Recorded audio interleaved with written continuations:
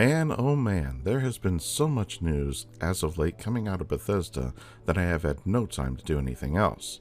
This episode is going to cover all of the latest information coming out about Fallout. We are also going to address the ridiculous rumor mill and more, so let's get to it. First, I want to get this out of the way. We learned some very sad news on October 17th. For those of you who may not know, Vera Bowden, lead designer at Bethesda Game Studios, passed away suddenly on October 15th.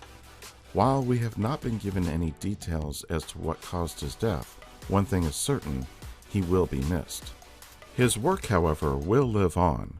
His contributions to the Fallout franchise are extensive, and I am sure we will learn more about his handiwork as he was working on Starfield too.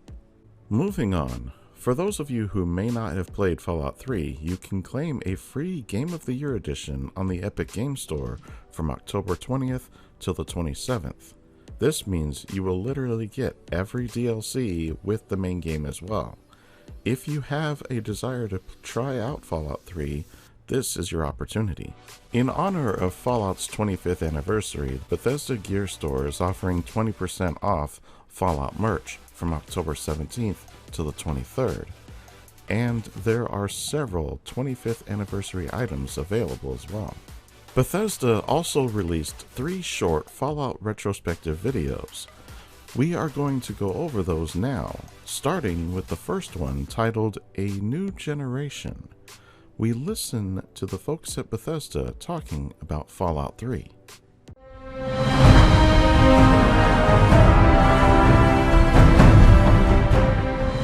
That original world always spoke to us. And so when we thought about what we'd really, really want to do next, it was, can you imagine if we got to do Fallout? You know, no one's been doing it for a long time. Is there any possibility? I can remember this coming back to my desk, and Todd Vaughn, our VP of development here at Bethesda, had left a yellow sticky note on my keyboard, and it said, "Fallout's yours." That's all it said. I'll never forget that. I think I screamed and ran around the studio and like, hey, we're doing this. Because everyone the team had heard about this might be a possibility, It was fantastic. We're super, super excited. It was a pretty big responsibility taking on such a beloved franchise, something that belonged to a different creative group. And frankly, I personally was pretty shocked at how well it was received. I think that speaks to how unique Fallout is, because even though it's a post-apocalyptic game, it's a dark world to spend time in. There's also so much character to it, and there's a quirkiness to it, an undertone of goofiness and humor that kind of lightens things a little bit, and I think people really sort of like that contrast. The year that we showed Fallout 3 for the first time was actually the infamous E3 that was in Santa Monica. It wasn't in the convention center, it was at all the hotels in Santa Monica. And I remember Todd being really interested and wanting to talk to Tim Kaine and have Tim come out and see the game, because Tim was so influential in those first Fallout games. And we were like, we need to make sure the Fallout guy likes the Fallout that we're making. The previous games they're like of a previous generation, right? So they're isometric, they're turn-based, they're fantastic, perfect version of that for the time period that they came out. And we felt what we really like about video games is being able to put you in that environment. I kind of felt like my baby had been adopted by another family. And it wasn't so much that I didn't like the family, it's just my baby was going to be raised differently than how I would raise this baby. I remember this very vividly, sitting at a table, asking Tim Kaine what he thought of the demo. We just saw it, and the whole time, you're just crossing fingers and toes like, oh, please don't let him hate it. And I just watched entranced because I got to watch the opening cinematic and then some gameplay, and it was Fallout in first person, and it was mesmerizing. It was immersive. It was incredible. And I was like, even when I saw the VAT system, I'm like, that is what our called shot system would be like if you converted it to a first-person role-playing game. And it was great. That was a big, watershed moment in some way. And wanting to do right by Fallout meant you go back to the folks who came up with this stuff and said, hey, here's what we're doing. I especially loved when you actually got to leave the vault and the light came up and you saw the wasteland, and I was like, I'm seeing Fallout in 3D. It was an amazing experience for 2008. We were fortunate when Fallout 3 came out that it did find a very, very large audience who really gravitated toward, oh, this is scratching that itch in an all new way. Because look, as technology and time moves on, so do we, right? The way we view things, to have it really scratch that same itch the way something did in a previous generation, you often have to present that in all new ways.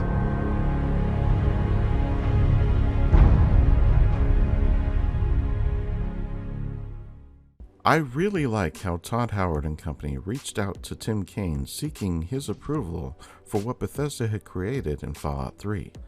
Based on how Tim reacted, it truly did blow him away and he loved it. Fallout 3 is a special game and is the reason Bethesda is what it is today. While Fallout 3 did entice players from around the world to play it, the next game would have to be presented to the world live. This was a make-or-break moment, and who better than Todd Howard himself to reveal it live? But how? Well, the next clip explains that.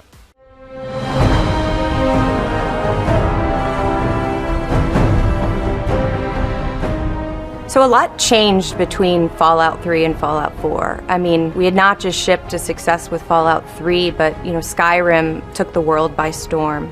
And so as we were heading into Fallout 4, we knew we had to deliver. Typically in the past, we would have a booth on the E3 floor and we would build a little theater that sat, 40 or so media and retailers.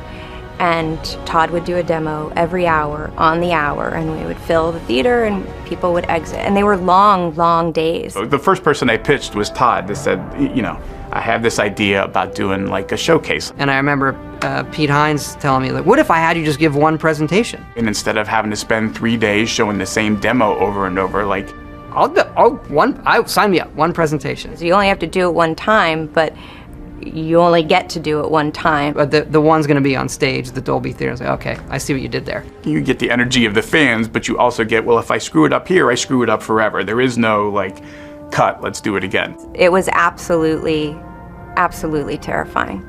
I remember sitting in the Dolby Theater and just being like, one, it's the Dolby Theater, right? They do the Oscars here. This is legit, right?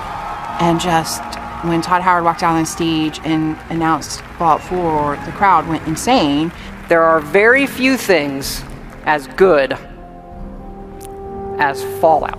And half of them are all dressed up in cosplay. And it was really, truly in that moment sitting in the Dolby where I realized how important Fallout 3 had actually been. When that last video played at the showcase, it was the most amazing feeling. We had done it. It's hard to describe just how tight-knit this small team of people was pulling together to do great things. Like it hits differently. I get a little emotional actually thinking about all the stuff that we did together. Yeah, no, it was an awesome time. This one was interesting just because they had never delivered a game on that big a stage before, and there was a lot of pressure to really deliver. Some might say that Fallout 4 was no good, but the numbers don't lie. Fallout 4 made more money than every previous Fallout game combined, and it was the first Fallout for a very large portion of the player base. Say what you will, but Fallout 4 delivered in a big way for the majority of players. The last retrospective is kind of a quirky one because the development team talks about the color green and how much time was spent making it just right.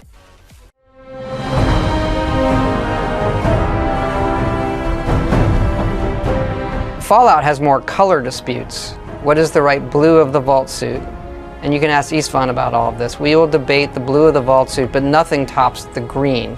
Yeah, I just remember Istvan and Todd having endless conversations about the color green. What color green is the Pip-Boy screen? Green is very important to Fallout because we decided that the Pip-Boy that you're wearing on your arm was going to be like your UI for the whole game. So I would say it's like electric green, this, and then we would go through endless shades of green and debates of green. It's like those old school green phosphorus type displays. Eastfund would change it in the middle of development, like, you change the green. It's like, I don't even know how you could tell that. And Todd would call out, it's like, I don't think that's the right green. Let's take another look at it. And I was like, I'm pretty sure it is. Yeah, it's still green. Like, you look at the HUD and you see a green HUD. Yeah, it's great. Everybody's like, looks good. So we came up with something that was visually harmonious with that. When it came to Fallout 4, we decided to let's really sort of dial in that green. We really wanted that exact same green from visual games. It was really neon and bold. And as we're developing the game, of course, you keep tweaking numbers and can keep playing with things a little bit. The amount of times we redid the color green, I think I lost count of. I mean, it's a color, but Todd was right. It has to be just the right shade of green for it to really be Fallout green. People always say that Bethesda doesn't pay attention to detail, but this is clearly wrong since Todd could spot the color change out of the blue. I love these retrospectives, and I hope they continue to be a regular release. There is so much that can be said, and I enjoy each conversation. Speaking of conversation, I can't believe we're still having the next one we're touching on. Ever since the Fallout anniversary on October 10th, there has been rumors running wild again of Obsidian making another Fallout, or that they are in the talks to do so, etc., etc. Even with Obsidian saying that they are not now, nor are they even considering it, people still just go off on a tangent. While Obsidian's founder Fergus Urquhart did say he would love to make another Fallout game, he also said that they are too busy to even consider it. This is a very true point. Like Bethesda, Obsidian has multiple games in production right now, and none of them are ready for release. Even if Obsidian decided to take on another Fallout, it would still be about 10 years before they would be able to release it. Bethesda, on the other hand, has the same timeline constriction since they have the Elder Scrolls 6 next. Top this off with the fact that Bethesda has pretty much shut down the idea entirely. Without saying no outright, the answer of no has been implied. Before anyone starts running down the road of Microsoft owns Bethesda so they get to decide, remember, they have taken a hands-off approach to all of their holdings. The only exception to this will likely be Activision Blizzard, and that is only because of the state of the company culture over there. When it comes to game development though, Microsoft has always taken a hands-off approach, and I don't see that changing with Bethesda. Ever since the buyout, Bethesda has clearly been on their own and doing their own thing. Now, I know there has been recent changes to Fallout 76 development, where there are now 3 outside studios working on that. My belief is that this change is only for 76. The mainline games, being the single-player games, are still going to be handled by Bethesda directly.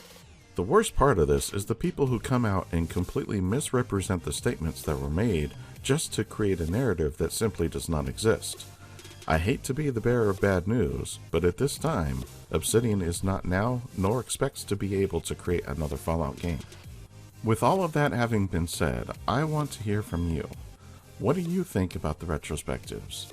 Were you as shocked as I was about Vera Bowden's passing? Have you been misled by other outlets pushing the Obsidian false story? Sound off in the comments below. While you're at it, like, subscribe, and share. As always, I'm just glad you stopped by, and I'll see you in the next one.